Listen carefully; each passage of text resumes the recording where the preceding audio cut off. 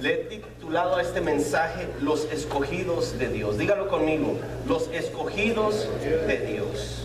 Y este mensaje, tengo que ser franco y sincero, este mensaje me costó mucho, una dificultad para comprenderlo. Tuve que orar y suplicarle a Dios: Señor, no lo entiendo, ayúdame con tu Santo Espíritu. Al leerlo así nomás me causó un poco de confusión, pero gracias a Dios que Dios siempre escucha el clamor. Dice: clama a mí, yo te responderé y te enseñaré ¿qué? Cosas grandes y maravillosas que tú no conoces. Y dice que el hombre carnal no entiende las cosas del espíritu, pero el espiritual acomoda lo espiritual a lo espiritual. Y eso hemos venido, hermanos, a como iglesia, a pedirle que el Espíritu Santo nos dé entendimiento de esta palabra. Amén. Vamos a hablar en esta mañana de la soberanía de Dios. Diga conmigo, la soberanía de Dios. Dios usa su soberanía para escoger quién va a ir al cielo y quién no. Muchos se preguntan: ¿por qué Dios escoge a unos y a otros no? Otros se preguntan: ¿quiénes son los escogidos?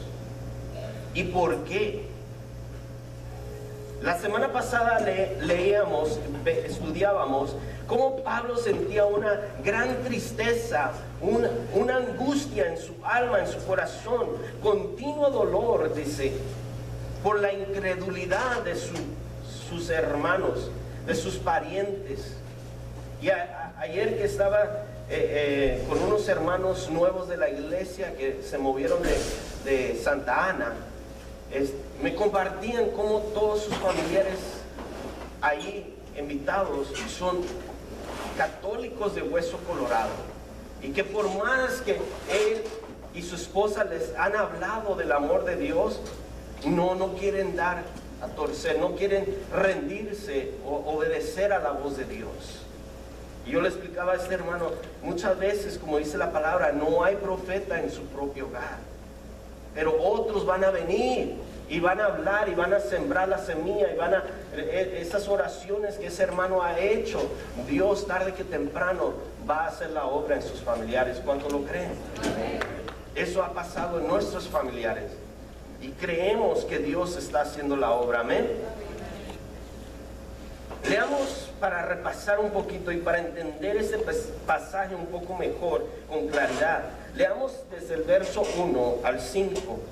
Y Pablo dice: verdad digo en Cristo, no miento, y mi conciencia me da testimonio en el Espíritu Santo, que tengo gran tristeza y continuo dolor en mi corazón, porque deseara yo mismo ser anatema, separado de Cristo por amor a mis hermanos. Vimos la semana pasada que esto no puede ser, porque Pablo en el capítulo 8 dijo: ¿quién nos separará del amor de Cristo?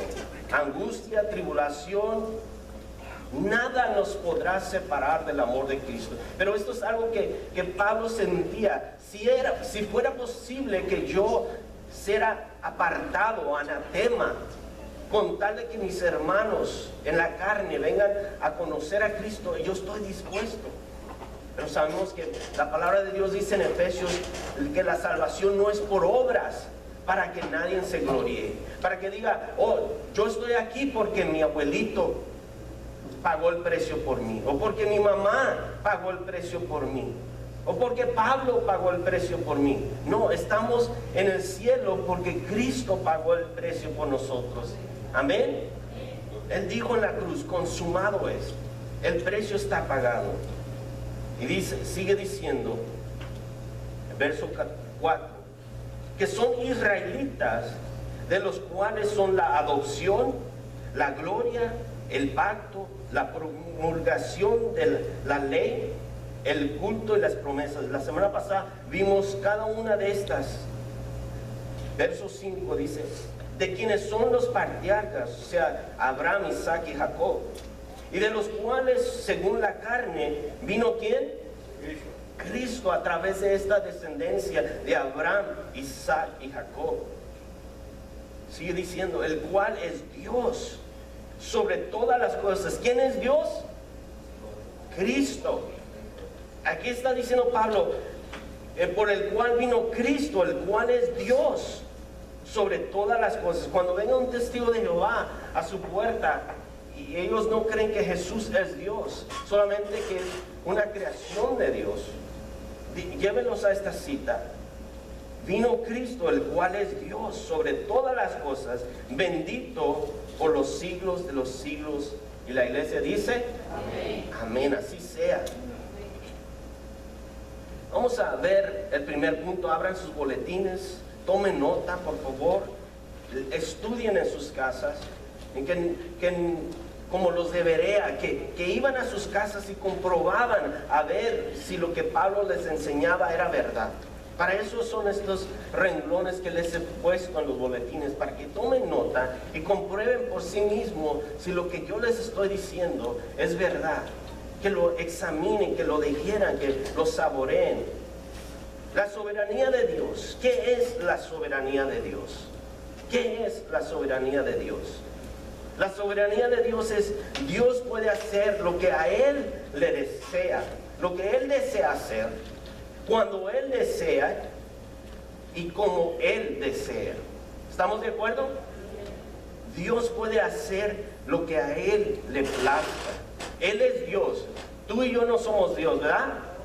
Él es Dios. Y por eso Él es soberano. Puede escoger a quien Él quiera. Dios escogió al pueblo de Israel, a los judíos, a pesar de que no le recibieron. Vimos la semana pasada, a lo suyo vino, dice Juan 1:11, a lo suyo vino, mas los suyos no le recibieron. A los judíos le dieron la espalda y Dios aún así los escogió. ¿Cuántos de ustedes tienen hijos? Levanten la mano. La mayoría, ¿verdad? Todos tenemos hijos. Y cuando ellos van entrando a la adolescencia, the teenagers, qué difícil es, ¿sí o no? ¿Sí? Que cuando les damos una orden para su propio bien, limpia tu cuarto, lávate los dientes, ¿qué empiezan como teenagers a hacer?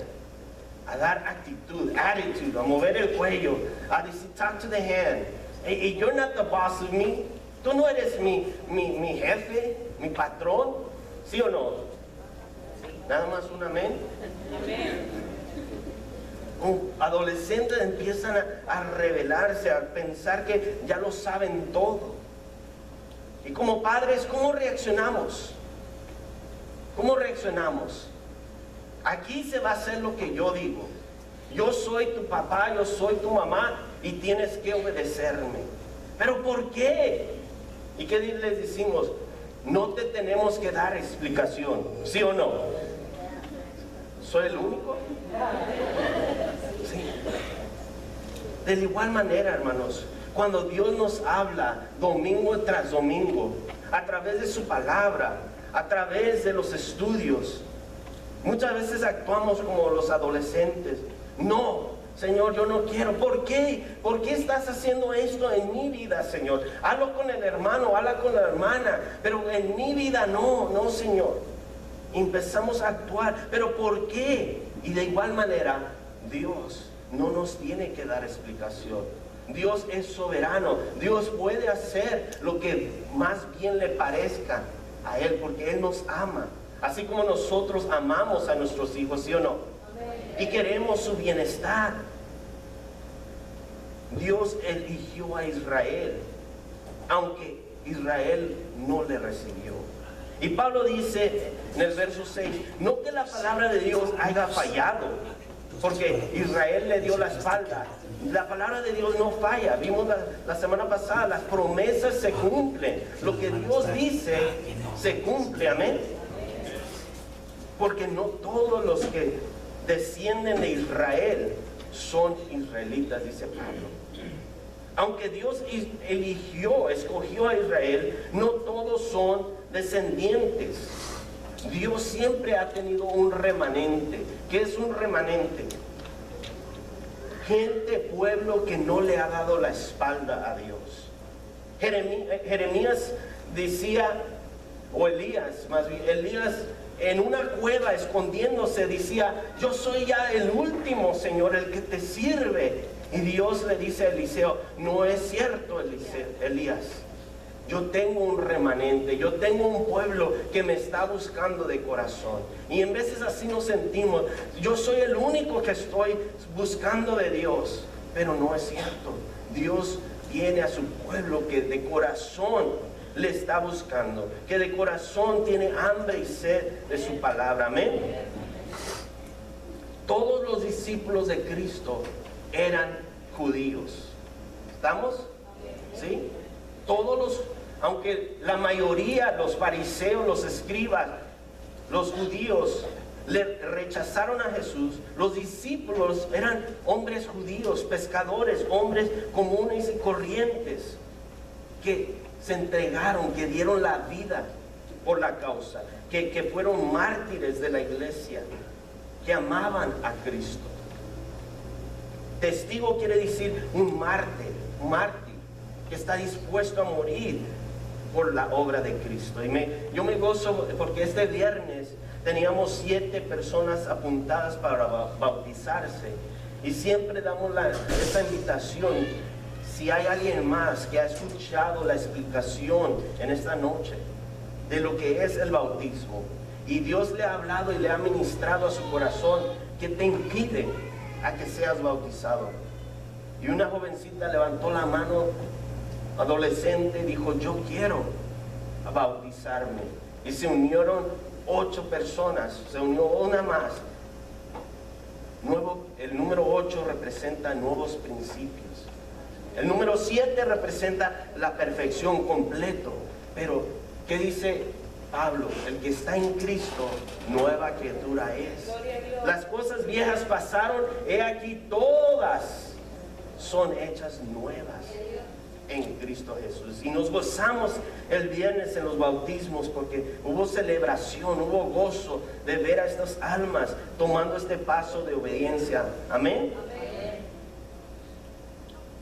Vemos en el verso 7, dice Pablo, ni por ser descendientes de Abraham son todos ¿qué? Hijos, sino en Isaac se te llamará descendencia. Israel significa príncipe. Apunte esto, porque vamos a ver qué significa Israel. Vamos a desglosar este versículo. Israel significa príncipe y gobernado de Dios. ¿Qué significa Israel? Príncipe y gobernado por Dios. ¿Y de dónde viene el nombre Israel? De un hombre llamado Jacob. Este hombre, Jacob, luchó contra el ángel de Dios toda la noche. Imagínense, luchar con un ángel. Es como si tú te pusieras a boxear con Manny Pacquiao, el campeón mundial. Nunca le ganaríamos. Ese joven filipino es bien rápido, movido para el boxeo. Tiene ¿cuál es la palabra? Habilidad. ¿Cómo? Virtud para el boxeo, para pelear contra su contrincante. Y de igual manera, imagínate Jacob luchar con el ángel de Dios. Y este ángel no era cualquier ángel. La palabra ahí nos dice que con A mayúscula. Y vamos a ver qué importante es esto más adelantito. Pero dice que Jacob prevaleció, ganó la lucha, ganó la pelea contra el ángel de Jehová. Jacob fue insistente. Jacob no se dio por vencido. Y me llama mucho la atención la vida de Jacob, porque la mayoría de su vida Jacob luchó contra Dios, contra la voluntad de Dios. Desde su nacimiento, su madre tuvo cuates, la Biblia le llama mellizos, Esaú y Jacob. Esaú y Jacob. Y el nombre Esaú significa rojizo. Muchos dicen que tenía el pelo rojo, otros dicen que estaba colorado, pecoso, pero también significa velludo. Imagínense un bebé nacido con todos los cabellos parados. Imagínense todos los brazos. What an ugly baby, ¿no? No, qué malo soy, ¿verdad? Pero así dice, que Saúl significa rojizo y velludo, hairy, ¿verdad? Esaú. Y Jacob significa, pongan mucha atención, Jacob significa suplantador. En otras palabras, tranza, tramposo. ¿Por qué? Porque desde su nacimiento, cuando nació su hermano, él lo agarró del tobillo, del talón, y no lo dejaba. Le estaba diciendo: ¡Ey, ¿a dónde vas? Yo quiero salir primero, yo quiero la bendición. No, peleó, quería desde su infancia, y vemos esto como algo insignificativo, pero tiene de gran importancia, y vamos a ver por qué. Esaú menospreció la primogenitura, y dice la Biblia, y el lunes en la oración de varones, sin ponernos de acuerdo, el hermano que nos trajo la lección hablaba de esto, Hebreos capítulo 12, una lección muy interesante de por qué Esaú menospreció la bendición, no le tuvo mucha importancia. Jacob vino y tenía mucha hambre y dijo: te quiero de ese platillo, de esas lentejas, de ese guisado. Y le dijo: no. Le dijo Esaú: quiero que me lo des. O Jacob a Esaú. Y dijo: en una condición, que me vendas tu primogenitura. Te doy ese platillo de guisado si me das la bendición. Guisado vendió la bendición, la primogenitura. Y este hombre Jacob siempre quería ser primero en todo. Y mientras yo estudiaba esto, me llamaba la atención, porque antes de ser pastor en la iglesia americana me encantaba, y hasta la fecha me encanta ir a misiones. Íbamos constantemente a Ensenada, y no solamente para comer mariscos o tacos, ¿sí? Pero íbamos para ver la sonrisa de un niño, recibir unos zapatitos, predicar la palabra de Dios, y que la gente reciba la palabra de Dios. Y al final, al venirnos, parábamos en una taquería que se ponía así, llena. Y recuerdo que yo en mi inmadurez tenía una hambre, y veníamos un grupo de 30 personas, y como nadie sabe, cuando llega al taquero tienes que pedir tus tacos, si no, ¿verdad? ¿Qué pasa? Se adelantan los demás. Y como nadie pedía, yo me adelanté y empecé a pedir: deme 2 de cabeza, 2 de lengua, y ya le está dando hambre, ¿no? Y un hermano me dio con cara de fuchi y me dijo: tú eres el líder, tú eres el que nos estás trayendo para acá, ¿sí? Y mira, te estás poniendo en primer lugar. Y nunca se me va a olvidar esa experiencia. Y ahora en adelante yo trato de ser más precavido, más, hermano, como Jesús dice, Él no vino a ser servido, sino a servir. Que tengamos cuidado. Yo en lo personal como pastor, si los hermanos que vienen conmigo, adelante, hermano, pida sus tacos y yo comer al último. No como el capitán que se está uniendo al barco. ¿Y qué hace el capitán verdadero? Se espera que todos, ¿verdad? Hay capitanes cobardes que dicen: yo soy el primero, antes de las ratas, yo me voy con todo y ratas, ¿verdad? No. Y Esaú era un hombre ventajoso, tramposo, ¿sí? Que tuvo que aprender la lección de una manera dura. Engañó a su padre por la bendición. Él ya la tenía, ya la compró.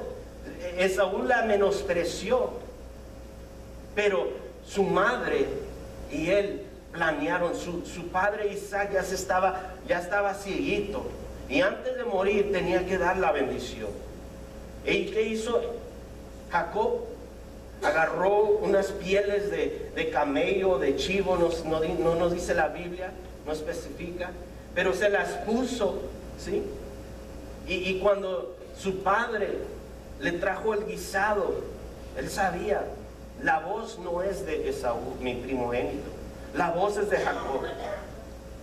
Y Jacob como que cambió la voz imitando a su hermano y le dice: sí, mira, toca mis brazos, yo soy Esaú, velludo. Y el padre le dio la bendición, no sabiendo que era Jacob. Cuando llega Esaú y se entera de esta noticia, sé que le ardía la sangre de coraje. No dice así, pero dice que se quería vengar de su hermano. Y Jacob, con el plan de su madre, lo impulsa y le dice: tienes que huir, tienes que esconderte, porque tu hermano viene y te va a matar. Y huye Jacob. Y me llama mucho la atención, porque lo que uno siembra, eso cosecha.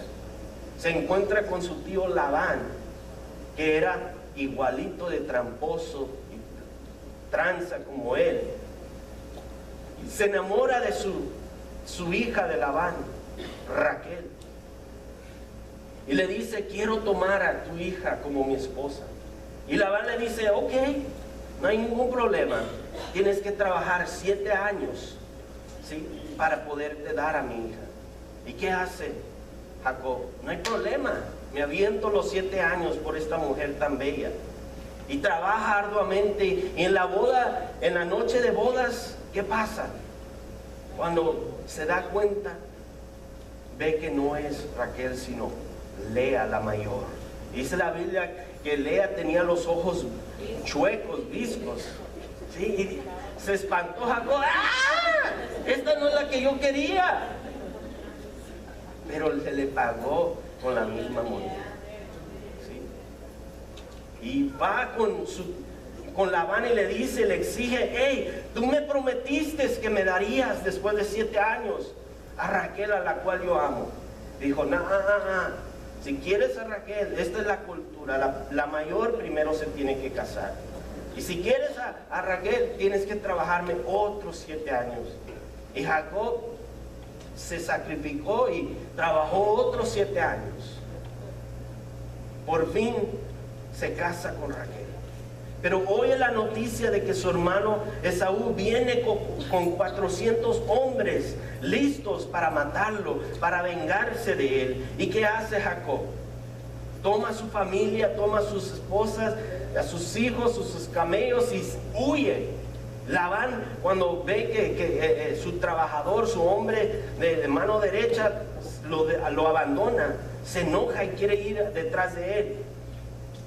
Allá hay ahora 402 hombres en busca de su vida. Esos soldados de Esaú, Labán y Esaú. Y esa noche se aparta a una montaña y clama a Dios, y dice que toda la noche se le presentó el ángel de Jehová. Y ese ángel de Jehová es nada menos que Jesucristo. Dígalo conmigo: Jesucristo. ¿Por qué me atrevo a decir que era Jesucristo? Porque en Génesis 32:30 dice Jacob: vi a Dios cara a cara y no morí. Era algo maravilloso. Imagínense, ¿cómo puede ser que hombre vea a Dios y pueda sobrevivir? Este hombre, este ángel de Jehová, era Jesús mismo. Y aunque el ángel le mete la lanza, no era un cualquier pleito, no era un argumento, era una lucha tremenda, intensa, ¿sí? Que el ángel de Jehová le tuvo que meter la espada al muslo, a la cadera de Jacob, para que lo dejara, para que lo soltara. Y vean, en Génesis, está en la pantalla, voy a leerles la versión Nueva Traducción Viviente, Génesis 32, 26. Dice, el ángel le dice, déjame ir, pues ya amanece. Y Jacob le dice, no te dejaré ir a menos que me bendigas. ¿Cómo te llamas?, le preguntó el ángel de Jehová. Jacob. Si era Jesús, ¿por qué era tan importante? ¿Por qué Jesús le hace esta pregunta? ¿Cómo te llamas? Porque Dios, cuando nos llama, quiere que reconozcamos nuestros pecados. Quiere que nos confesemos y reconozcamos. Yo me llamo Jacob, tranza, tramposo. He hecho esto y esto en mi vida y lo reconozco y te pido que me perdones, como hablábamos de qué es el arrepentimiento. El arrepentimiento es darte cuenta de tus fallas, de tus pecados, dar la media vuelta y caminar hacia Jesús. ¿Sí? Por eso el ángel le dice, ¿cómo te llamas? Y él contesta, Jacob. Tu nombre ya no será Jacob, le dijo el ángel. De ahora en adelante serás llamado Israel. ¿Qué significa Israel? ¿Quién lo apuntó? Príncipe y gobernador, gobernado por Dios. Príncipe, ya no más serás tramposo, tranza, usurpador, ahora suplantador. Ahora serás llamado príncipe y gobernado por Dios. Porque has luchado con Dios y con los hombres y has ¿qué? Vencido, has prevalecido. Pero parafraseando este pasaje, Jesús le dice, yo quiero bendecirte, Jacob, pero no puedo, no me dejas bendecirte. Y está a punto de retirarse el ángel de Jehová, Jesús mismo, cuando Jacob lo toma y le dice, no te voy a dejar hasta que no me bendigas. Y es ahí donde le dice, ¿cómo te llamas? Jacob. He pecado, Jehová, Dios, Padre, he pecado contra el cielo y contra ti. Es muy importante, hermanos, notar el libro de Oseas. El profeta Oseas nos da un relato de cuál era el tono de voz de Jacob. No estaba enojado con Dios y demandando, como en muchas iglesias se dice, demándale a Dios, clámale, rétale y vas a ver. Y le están apuntando el dedo, Dios, yo te exijo a que tú me bendigas. No. Este hombre, Jacob, nos dice Oseas, que estaba llorando con lágrimas, humillado, quebrantado. Reconoce, ya no puedo hacerlo en mis propias fuerzas, Señor. Ya no más quiero ser suplantador, tranza, tramposo. Yo no quiero dar ni un solo paso más sin que tú me bendigas, Señor. Finalmente, Jacob llega al punto de querer depender totalmente, solamente en Dios. La palabra de Dios dice, maldito el hombre que confía en el hombre. Pero bendecido es el hombre que confía en su Dios. Que pongamos nuestra confianza totalmente en nuestro Dios, como Jacob, quebrantado, humillado, y decir, Señor, ya no puedo más con este pecado que me arrastra, Señor, con esta lucha que estoy luchando contra ti, te estoy desobedeciendo, Señor, y yo lo reconozco, Señor. Tú me has hablado domingo tras domingo, a través de los pastores, a través de muchas personas, aún en sueños me has hablado, Señor, y yo estoy luchando en contra de tu voluntad. Ya no puedo más, Señor. Dios, hermanos, desea bendecirnos, pero Dios dice, no puedo bendecirte como yo deseo hasta que aprendas a confiar totalmente en mí. Jacob se creía la gran cosa, como dice por ahí, la última Coca-Cola en el desierto. Dice, yo no necesito la ayuda de Dios, yo puedo en mis propias fuerzas. Pero llega al punto donde dice, ya no puedo más. Qué tan equivocados estamos cuando pensamos que no necesitamos la ayuda de Dios, que podemos en nuestras propias fuerzas. Hacemos a Dios y su palabra a un lado y caminamos en nuestras propias fuerzas. Y Dios lo permite, ¿sabe para qué? Para que toquemos fondo, para que reconozcamos, no soy la última Coca-Cola en el desierto, no soy el que me creo, sino tengo que humillarme. Y por eso Pablo nos da a entender en estos versos, no todo aquel que dice ser israelita, recuerde qué significa israelita, Israel, o ser descendiente de Abraham, verdaderamente lo es, dice Pablo. No quiere decir que el hombre que dice yo soy descendiente de Israel, de Jacob, de Abraham, Isaac y de Jacob, yo soy príncipe, sé que príncipe o gobernado por Dios. No todo aquel que dice ser cristiano verdaderamente es un cristiano. Lo voy a volver a repetir. No todo aquel que dice ser cristiano verdaderamente es un cristiano. No porque te pongas una calcomanía y diga una cachucha, una camiseta o la calcomanía en tu carro que dice Jesucristo salva, Jesús es mi Señor. No. ¿Cuándo verdaderamente somos salvos o cristianos? Hasta que totalmente nos quebrantemos, nos humillamos ante Dios. Pues la Biblia dice que Dios no va a despreciar un corazón contrito y humillado. Dios no lo va a rechazar. Al contrario, lo va a tomar en sus brazos.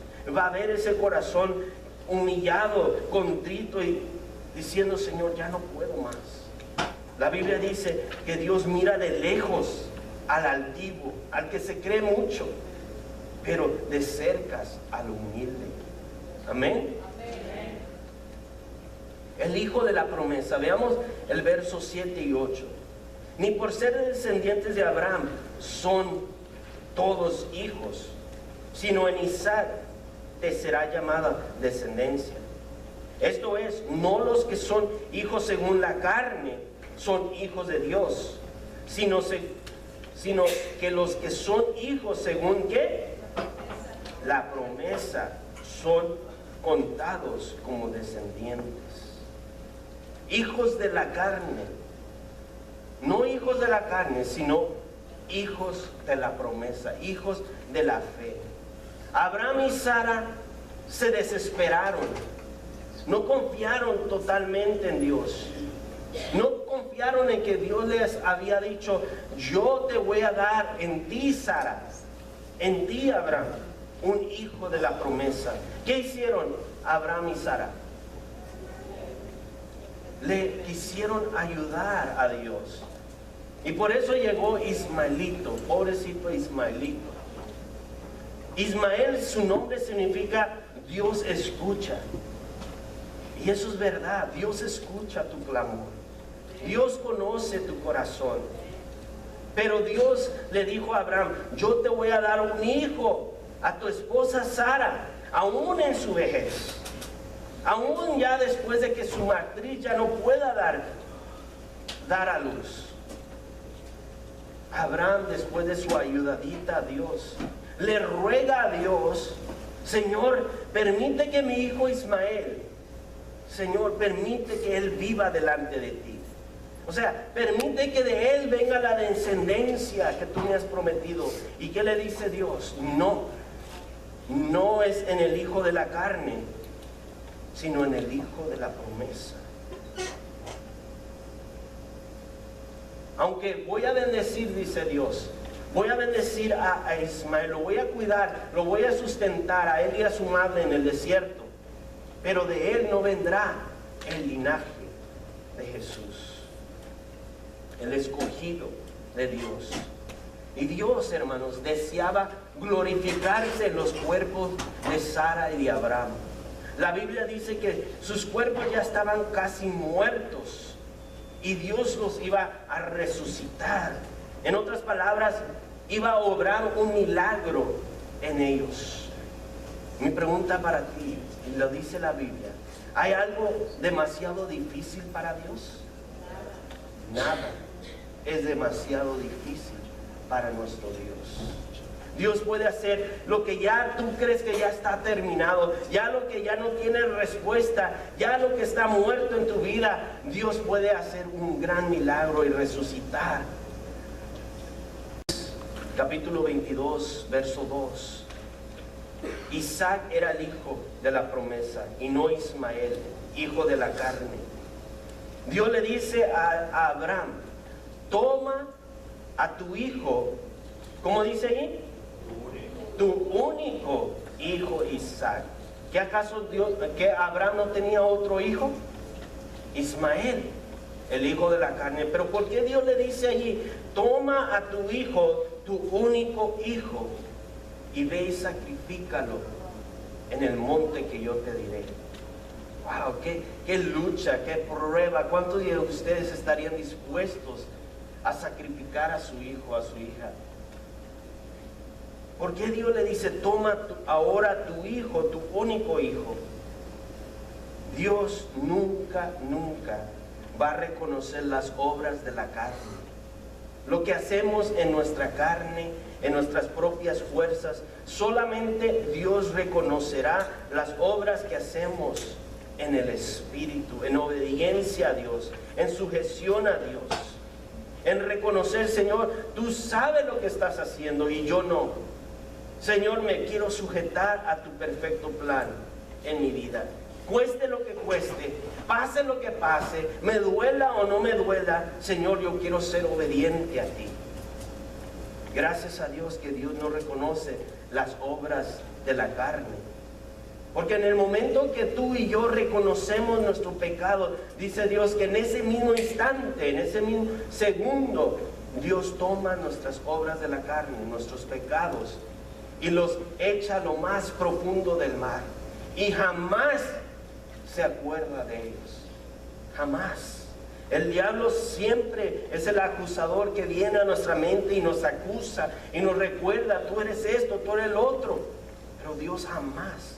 Cuando tú de corazón te humillas, te quebrantas delante de Dios y dices, Señor, reconozco mi pecado, Dios en ese instante lo echa a lo profundo del mar y jamás se acordará de ello.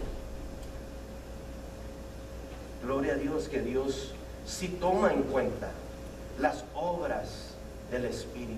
Cuando tú y yo decimos, Señor, estoy dispuesto a ser guiado por tu Espíritu, a recibir la bendición, como dijo Jacob, no te soltaré, Señor, hasta que tú me bendigas. No te voy a dejar ir, Señor, porque quiero agradarte, quiero ser obediente a tu voz.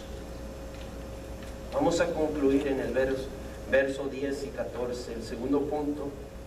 Pablo nos hace la pregunta, ¿hay injusticia en Dios? Mire lo que dice el verso 10. Y no solo esto, sino que también cuando Rebeca concibió de uno, de Isaac nuestro padre, pues no habían aún nacido, ni habían hecho aún ni bien ni mal, para que el propósito de Dios conforme a la elección permaneciese, no por las obras, sino por el que ¿qué? No los oigo. El que llama. ¿Quién es el que llama? Cristo, a través de su Santo Espíritu.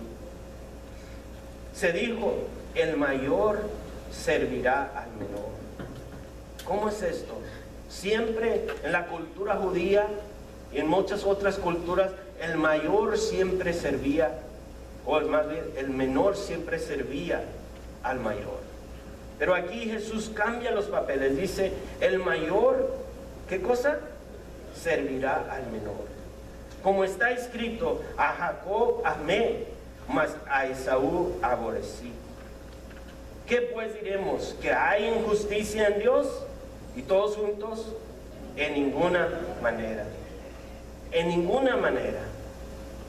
Dios es justo. Amén. El verso 13 es lo que les decía en un principio. Me causó mucho para comprender, para entender. A Jacob amé, y a Esaú aborrecí. ¿Por qué Dios aborrece? Que muchos decimos, pensé que Dios es amor, y Dios es amor, amén. Dios amó al mundo, que dio a su Hijo unigénito, para que todo aquel que en Él crea no se pierda, mas tenga ¿qué? Vida eterna. Que este verso no es para Esaú, para Judas Iscariote que lo entregó. Claro que sí, claro que sí. Dios es amor. Dios no hace acepción de personas. Dios incluye a Esaú y a Judas Iscariote. Y mira lo que dice, y aquí Dios me lo aclaró, me lo clarificó. Lucas 14, 26. ¿Qué dice? Está en la pantalla. Lucas 14, 26. Dice, si quieres ser mi discípulo, dice Jesús, ¿debes qué cosa? Oh my.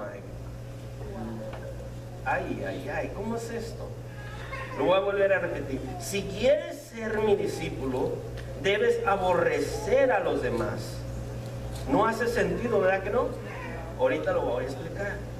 A tu padre, ¿cómo voy a aborrecer a mi padre? A mi madre, a mi esposa, a mis hijos, a hermanos, a hermanas. Si hasta tu propia vida, dice Jesús. De lo contrario, no puedes ser mi discípulo. ¿Cómo es esto? Aborrecer a mi padre, a mi madre, a mi hermano y a mi hermana, incluso a mí, mi propia vida. Juan 12, 25, Jesús dice, el que ama su vida, la perderá. El que aborrece su vida en este mundo, para vida eterna, la guardará. Ahora viene la explicación. No se me impaciente, no arranque y se quiera ir confundido.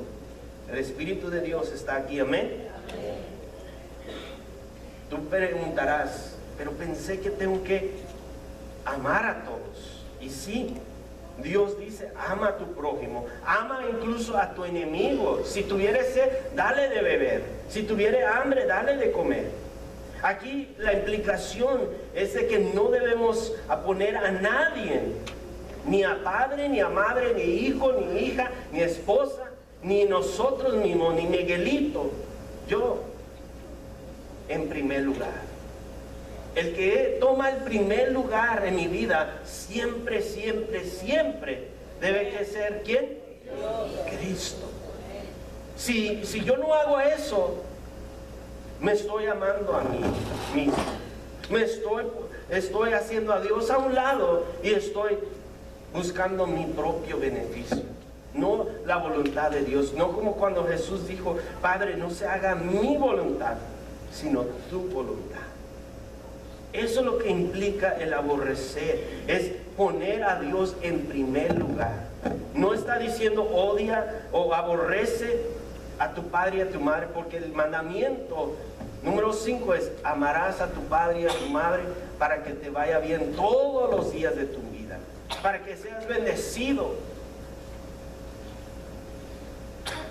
Y por eso digo, este versículo me causó mucha confusión. A Jacob amé, mas a Esaú aborrecí. La versión Nueva Traducción Viviente me encanta cómo lo explica. Dice, amé a Jacob, pero rechacé a Esaú. ¿Por qué lo rechazó? Esaú menospreció la primogenitura, no apreció el amor de Dios que Dios le había dado. Dios sabía de antemano que Jacob iba a aceptar, que Jacob iba a buscarlo, que Jacob se iba a humillar con un corazón contrito y humillado, y por eso de antemano Dios dice, a Jacob amé, mas a Esaú aborrecí o rechacé. Porque Dios, déjame decirte, es un caballero. Dios no va a forzar a nadie a que lo amemos a las fuerzas. Dios va a dejar la decisión en tus manos. Cantábamos ahorita, soy la niña de tus ojos, me amaste cuando nadie me amó y me diste nombre.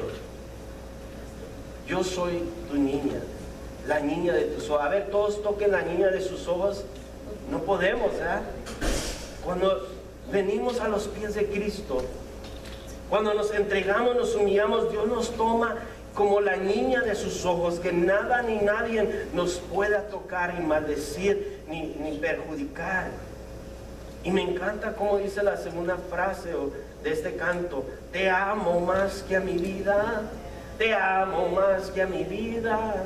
¿Verdaderamente, hermanos? ¿O lo cantamos nomás por cantar? ¿Verdaderamente ponemos a Dios en primer lugar sobre todas las cosas para poder cantar te amo más que a mi vida? Si eso es lo que tú sientes, el Señor te ve como la niña de sus ojos. Te ha tomado en sus brazos y dice: mi hijo, mi hija, yo sabía de antemano que tú me ibas a escoger. Y por eso yo te elegí, por eso yo te escogí, porque de antemano yo te di esta oportunidad. Cuando los evangelistas hacen el llamamiento y tú pasas adelante, no es de que tú en tus propias fuerzas, es de que Dios ya te había escogido, Dios ya te tenía en su corazón. Dios de antemano deseaba que tú y yo nos entregáramos, nos humilláramos ante Dios. Y el propósito de Dios para la elección, para ser escogidos, miren lo que dice Pablo en Efesios 1:4. Según nos escogió en Él, en Jesucristo, antes de la fundación del mundo, para que fuésemos, ¿qué cosa? Santos, apartados para Dios y sin mancha delante de Él, justificados, como si jamás hubiéramos pecado. En el amado, habiéndonos predestinado para ser adoptados, ¿qué cosa? Hijos suyos, por medio de Jesucristo, según el puro afecto. ¿De qué? De su voluntad. Esto es lo que Él deseaba desde antemano. Y Juan 15:16 nos dice, Jesús le dice a sus discípulos: no me elegisteis vosotros a mí, sino que yo os elegí a vosotros. Y os he puesto para que vayáis y llevéis fruto. Antes de continuar, hablábamos de la soberanía de Dios, de que Dios puede elegir, Dios puede hacer lo que a Él bien le plazca, ¿sí o no? No podemos cuestionar a Dios. Y me encanta como Jesús le dice a estos discípulos: no me elegiste vosotros a mí. Claro que ellos lo eligieron, pero Dios de antemano ya lo sabía, ¿sí? Sino que yo os elegí a vosotros. Estaba ya en mi corazón, dice Jesús. Y os he puesto para que vayáis y llevéis fruto, y vuestro fruto permanezca. Todo lo que hacemos en el Espíritu Santo tendrá sus consecuencias en el cielo, tendrá nuestra recompensa allá en el cielo. ¿Cuántos quieren esas recompensas? Amén. Para que todo lo que pidieres al Padre en mi nombre, Él os dará. Qué hermosa promesa, hermano. Que cuando nos sujetamos a la perfecta voluntad de Dios, cuando le obedecemos completamente a Él, todo lo que le pidamos a Él en el nombre de Jesús, Él los dará conforme a su voluntad. Dios desea que tú y yo le correspondamos su amor.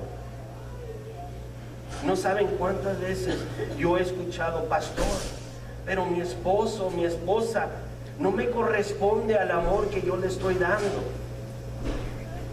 Se sienten tristes, frustrados, decepcionados.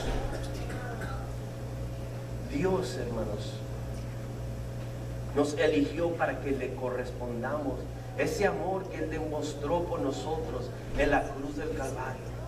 Cuando dijo: Elí, Elí, lama sabachthani, Padre, Padre mío, ¿por qué me has abandonado? Porque en ese momento el pecado de todo el mundo, de toda la humanidad, estaba sobre Él. Y Él, colgado en la cruz, dijo: Padre, perdónanos, porque no saben lo que hacen. Consumado es. Yo he pagado el precio por ellos, Señor. Padre, yo tomé su lugar. Yo los amo, que doy mi vida en esta cruz. Vuelvo a repetir, hermanos. amigo que me escucha, Dios es un caballero. Dios no te va a forzar a que tú le ames a las fuerzas.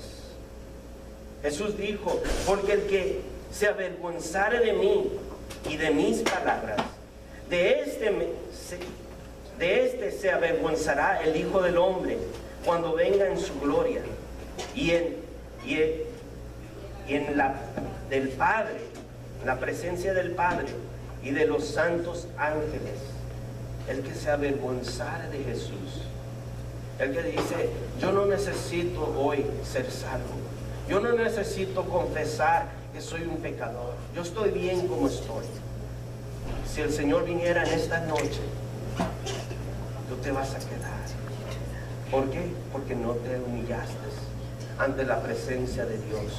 No quisiste reconocer, el Señor está tocando hoy a la puerta de tu corazón. Y dice, todo aquel que le abre, todo aquel que viene a Él, no lo rechaza, que lo toma y lo toma como hijo. Me encanta el verso 11, y con esto terminamos. Pues no habían aún nacido, ni habían hecho aún ni bien ni mal, para que el propósito de Dios conforme a la elección permaneciese, no por obras, sino por el que llama. Dios hoy te está llamando. Dios hoy te está eligiendo a que vengas a Él y te postres ante Él con un corazón contrito y humillado. Todo aquel que viene a Él jamás será rechazado. Oremos. Padre, venimos ante ti una vez más, reconociendo, Padre, que sin ti nada somos, que separados de ti nada podemos hacer. Señor, no queremos irnos de este lugar sin tu bendición, sin tu aprobación, Señor. Y en esta mañana te pedimos, Señor, como pueblo santo, Señor, apartado para ti, Señor, que perdones nuestros pecados. Si en alguna manera, Señor, hemos querido hacer las cosas a nuestra manera, Señor, y hemos rechazado la voz de tu Espíritu Santo, te pedimos que en esta mañana, hoy, tú, Padre, consueles nuestros corazones. Que tú hoy, en esta mañana, perdones y eches nuestros pecados a lo más profundo del mar. Señor, aquí estamos, tus hijos, tus hijas.